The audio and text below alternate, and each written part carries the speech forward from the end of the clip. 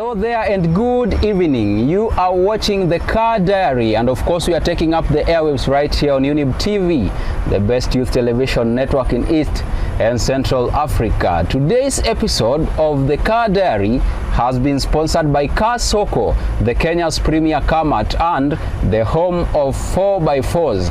Now, in today's episode, we are going to do a review of the Land Rover Discovery 4 SDV6. So the Land Rover is manufactured in the UK by the Land Rover company as usual, and the worthy competitors of the Land Rover Discovery are the likes of the Toyota Prado TX, or the higher grade of the Prado, which is the TZG. We do have the Mitsubishi Pajero and the Ford Everest as the worthy competitors of this Land Rover Discovery.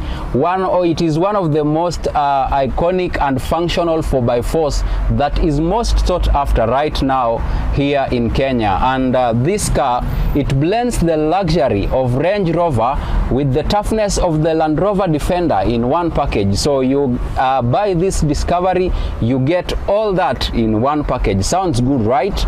Very nice. Now I want to take you back a little bit and give you the trim levels that you will actually find the Land Rover Discovery in. So it comes in 4 trim levels. The first trim level is the Land Rover Discovery 4 GS, or it is some people call it the S. We do have the Land Rover Discovery 4 XS, other people call it the SE, sorry. And we also have the Land Rover Discovery 4 HSE, and then the last trim level is the Discovery 4 HSE Luxury. Hadi hapo tuko sawa? Very nice. So with that said, let's roll.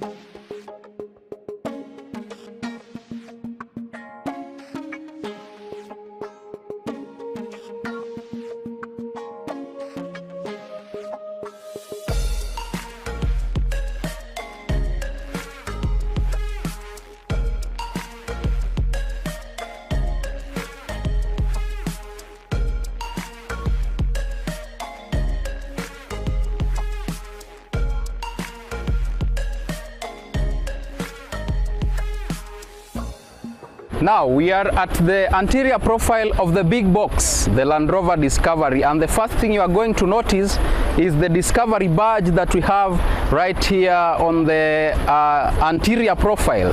So that will make you know that the car approaching you is a Land Rover Discovery.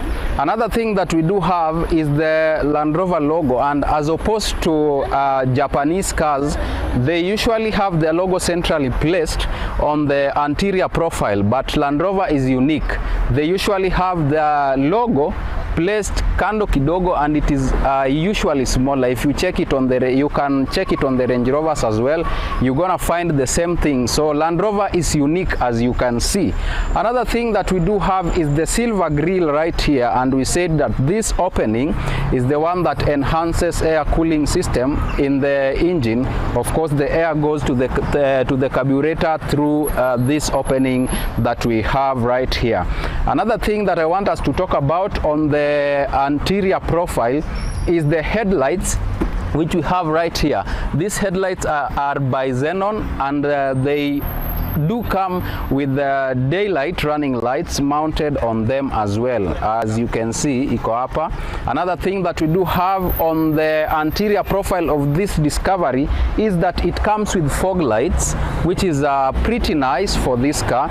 And the unique thing about these fog lights is if you want to branch towards the right and you engage the indicator, it will illuminate towards the right to show you where you are going. The last thing we are looking at the anterior profile of this Land Rover Discovery is the obstacle sensors that we have right here. So these ones are very vital on the anterior profile, because wakati you are maneuvering this car with the cruise, you to maintain that distance between you na mwenye ako mbele yako, and it also helps you as you park your car so that you don't hit an obstacle, maybe it is a wall or a tree. Ukisonga karibu sana, there is a certain distance, ukifika itakupea alarm huko ndani, itatoa ka sound, and it will alert you that you are almost hitting an obstacle. So that is what we have on the anterior profile of the Land Rover Discovery. When we come to the side profile of the Land Rover Discovery, we do have this iconic stuff which is usually present in nearly all the Land Rover Discoveries, and even in some of the Range Rovers you are going to find something similar to this, not exactly as this, but kuna kuwaga na hiyo ka madoido wameweka hapo. So this one is badged Land Rover, as you can see, and pia kuna kautamu inaongeza kwa side profile ya hii gari. Then we do have the SDV6 badge, which now is what will show you ni gari gani hii iko kando yako ama iko mbele yako, because we do have these badges on the rear profile as well. Now, another thing that I want us to talk about on the side profile is the side mirror that we have right here, and it comes synchronized with the indicator lights. So being an SUV that it is, we don't expect it to have the indicator lights mounted on the front fenders as in some cars. Another thing that I want us to talk about on the side profile of this Land Rover Discovery is the footstep that we have right here, which is a common feature in SUVs. Zinakuanga na ground clearance ya juu. So having that higher ground clearance means sometimes getting inside an SUV is going to be quite difficult. So you have to use the footstep that we have right here to help you get inside an SUV. Another thing that I want us to talk about is that we have these doorknobs on the doors, and these ones are big enough even for people with extra large fingers. Sawa sawa? Yeah, so now let us talk about the tires as well, and we look at the ground clearance. Now, when we come to the tires, it comes with 18-inch alloy wheels badged with the Land Rover logo, and that is a pretty nice idea to have it placed right there. And now we talk about the ground clearance of this car. It comes with a ground clearance of 8.6 inches. So being an SUV that it is, SUV by the way means support utility vehicle. So that means it can cruise through all types of terrains, and that is why it has that higher ground clearance. So now I want us to head to the rear profile and see what we have there as well. Now, when we come to the rear profile of this Land Rover Discovery, there is nothing much to talk about, but I do love the fact that it comes with a flat rear. I think he designed Younib, and by the way, this is the car that usually kills me.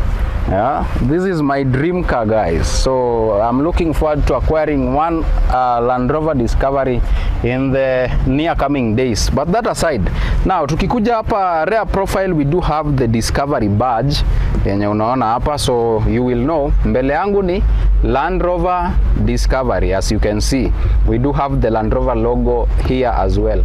Na tulisema Land Rover, they decided to be unique in this automobile thing, and they don't want their logos to be shouting. So it is usually as small as it is, na hawaiwekangi katikati. Usually wanaiwekanga sana sana on the left side ya gari. Then we do have the brake lights, which are unique as well. ukiangalia hii Discovery, leave alone the new model iko na more advancements tukikuja kwa rear profile, but this one comes with brake lights na indicator lights hapa chini. So another thing that I want us to talk about is the reflector brake lights. We have one here and one on the farthest end, and then as we had some obstacle sensors mbele, hapa nyuma pia we do have obstacle sensors as well, and that will help you when you want to park your car.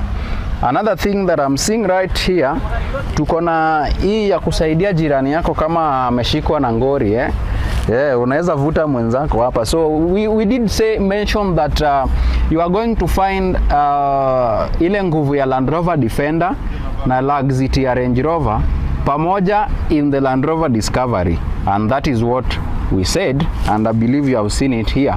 So the Land Rover Defender venye inakuanga na nguvu, this one also has nguvu, and that is why we have this hook right here ya kusaidia jirani yako ukimpata amekwama hapo kwa barabara na kavit sama namna gani. Yeah, so before we go to the interior profile, let us look at the boot space now that we are here. Alafu tutaingia huko ndani pia tuone. So it comes with an electric tailgate, inajifungua peke yake, as you've seen what I've done there. And so this car, by the way, I didn't tell you, it is a 7-seater, but if you retract the rear seats, hizi viti mbili za nyuma kabisa, now that is what enhances your boot space. Now that is what the boot space looks like. So as I have said, you can always retract these the very rear seats to enhance the boot space kama hauna passengers.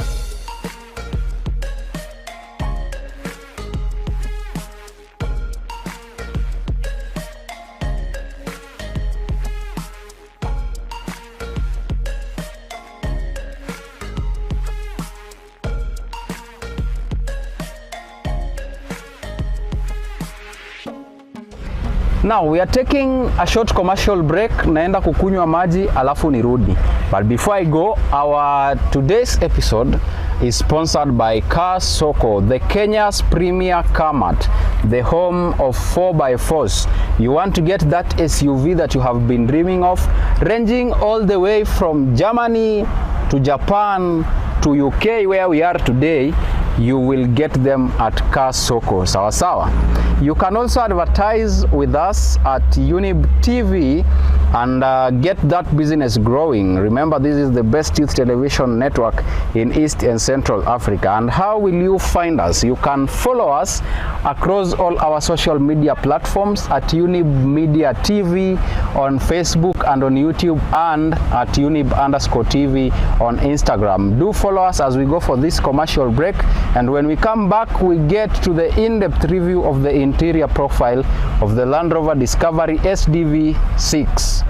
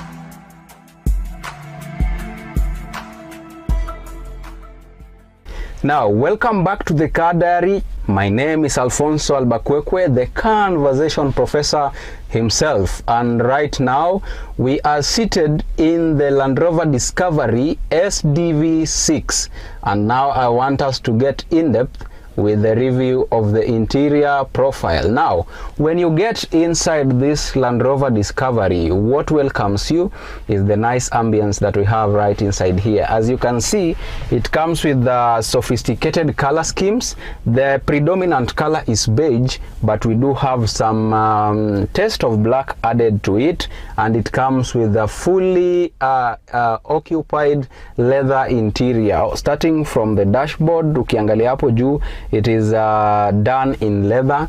The seats are also done in leather. We also do have this on the doors. We have it calibrated in leather, so that gives it a pretty nice ambience. Now let us shift focus na tuongelele sasa gari yenyewe. We look at what the dashboard has, and right about now let us turn the car on so that we can talk about it when we understand it.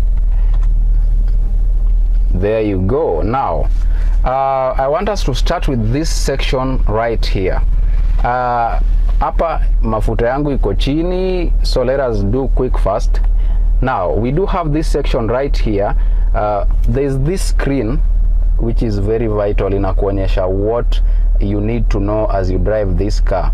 As you saw when niliturn gari on, iliniambia my fuel level is very low, so maybe we need to fuel this car.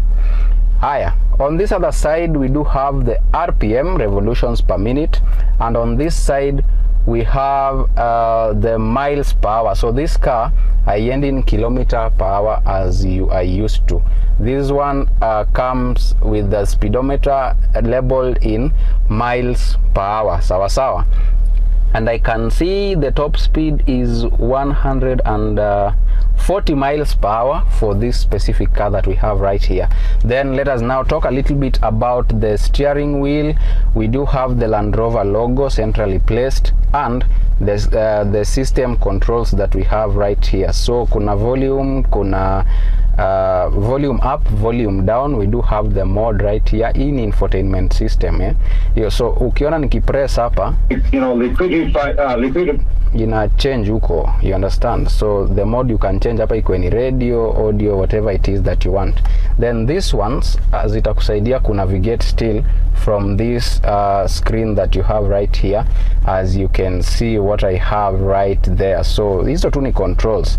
Then you can also receive phone calls from the steering wheel. Hapa hii ni ya kureceive, hii ni ya kukata simu. Sawa sawa. Yeah, so kama mtu anakupigia and you are driving, unaweza mwambia kata simu, tupo site, ama namna gani. Yeah, so let us shift focus to the center console and talk a little bit the infotainment system. As you can see, we have this infotainment system right here. It is a touch screen, so that is pretty nice. So anything you need from here for your infotainment, you will control it from here. Like for example, let's say audio or video you want to play, you will play it from here. Do we have tracks? We do have this ones. Let us see if it will search. No reception, so we don't have tracks as at now, but we have the radio, so we can listen to the radio. You know, China is a totally different story. Totally now this one is used for kupunguza volume, as you can see there. So that is that. Yeah, so let us now shift a little bit to toke hapo kwa radio. Yeah, so tukuja hapa chini kidogo. Now we do have the analog clock right here, na hii pia ni kitu fiti sana, so that as you drive you want to concentrate where you are going, so you can unaweza angalia time hapa kama mambo ni mengi na masaa ni machache, ama namna gani. Very nice. Another thing that we do have is the home menu yenye ukipress hapa kwa inakusaidia na huku from the infotainment system. So hizi ni za entertainment. We have the navigation, we do have hii ya kusongesha track nyuma na ya kusongesha mbele. But navigation za hizi gari, most of them don't work in Kenya because hizi gari they are programmed for other countries. That is why we do import. Ingekuwa inakuwa assembled right here in Kenya, then we would have the map ya huku kwetu hapa. Sawa sawa. Alright, tukisonga hapa chini, we do have the climate control, and we did explain these signs, so we are not going to dwell on that today. Now this car comes with heated seats. As you can see, we do have a sign for heated seat right here. So nikiwasha hii ni ya huyu jamaa wa huku, and then this one is for the driver, so you can heat the seats as well. Ukisikia kiti imekuwa moto sana, utazima tu heated seats. Sawa sawa. Also, we do have the traction control button right here. Hii ni hazard, so ukipark kando ya barabara, you gotta press this, and it will be a nice stuff. Now we do have the the gear shifter for the Land Rover. It's a unique one and a very different one. It comes in a knob actually, as you can see. Na ukizima gari inaingia ndani, sawa sawa. Na gari ikiwa on, then inajiinua, and then you can be able to control that. Kiti inanichoma bana. Yeah, so we have the parking, reverse, neutral, drive, and the sport mode. So for example, unaweza engage, uweke reverse, sawa, uweke neutral, uweke drive, uweke sport, sawa. So turudishe ikuwe parking. Yeah, so that is that. Now let us talk a little bit about the storage compartment, because that is what I'm seeing we have next. And right about now, nikubalieni nizime gari kwa sababu hatuna mafuta. Alright, now tukiangalia hapa, we have 2 cup holders for the driver and for the co-driver as well. Another storage compartment we do have right here is this one. And this one looks like a cooler box, though I don't want to say it's a cooler box. Jusioni button ya kuiwasha, but when this guy is on, huku ndani inakuwa baridi sana. I think it should be a cooler box. It is a cooler box actually. Yeah, so unaweza pia enjoy drinks zako baridi as you travel with this car. Lastly, we talk about legroom and space, but before we talk about that, naona tuko na armrest hapa, so dereva anaweza tuenda comfortably akiwa na armrest, akidrive nini, you can have fun with this car. Sawa sawa. Very nice. Now legroom and space, so we have sufficient legroom in this Land Rover Discovery. Venye you can see, sija retract viti, ziko mali zinafaa kukua, but I have enough legroom for me. Should I want to retract them, then the seats are electric. You will retract them towards the back or towards the front. Venye unaona sahi na retract ikienda mbele, that is kama when ni driver mfupi, na unaweza zirudisha pia nyuma as well. I believe you are seeing that. Imefika mwisho. Yeah, so let us now head to the rear seats. We see how the legroom looks like, and the space as well. We talk about the cabin storage hapo nyuma. Ama namna gani? Very nice. Hebu tuingie hapo nyuma tuone. When we look at the legroom and space ya watu wa nyuma pia, it's sufficient enough for long drives and good enough for a bigger family, because we even have the advantage of 2 extra seats huko nyuma. So this car is a 7-seater. So the legroom for hapa nyuma is sufficient enough, as you can see. Now let us talk a little bit about something. I can see that even the rear passengers can be in a position to have their climate control from this section right here, and they can also heat their seats. I have the heated seats button hapa chini, so watu wa nyuma pia wanaweza enjoy heated seats in case they are traveling in this car na kuna baridi. Yeah, so let us now look at the very rear seats, zile mbili za nyuma kabisa. We see how the legroom and space looks like, and then tuendelee na show ama namna gani.